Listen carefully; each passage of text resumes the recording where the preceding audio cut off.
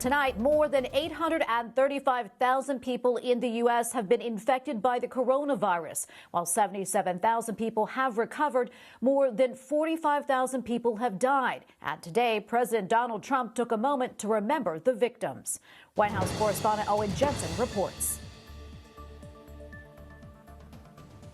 Tracy, it was a moment for reflection. As the White House celebrated Earth Day, the president remembered those who've lost their lives to the coronavirus.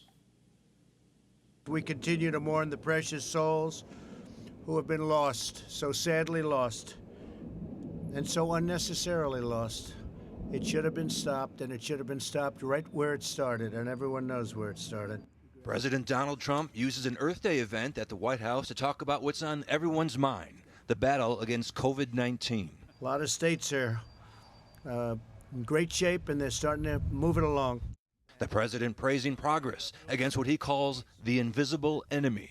We will begin to reopen our national parks and public lands for the American people to enjoy. And Vice President Mike Pence ready to carry out the president's plans to reopen the nation. I can assure the American people that we're going to work very closely with your governors every day to get America safely and responsibly back to work.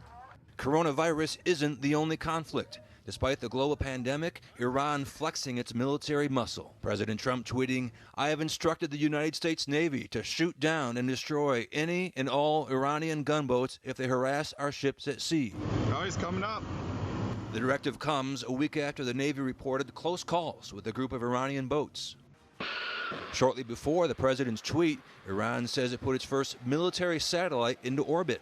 Experts described it as a secret space program. On the South Lawn, the president also said the beauty of springtime fills us with the peace and hope of renewal.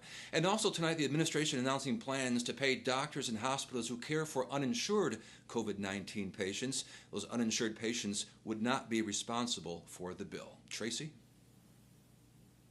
White House correspondent Owen Jensen reporting for us tonight. Thank you, Owen.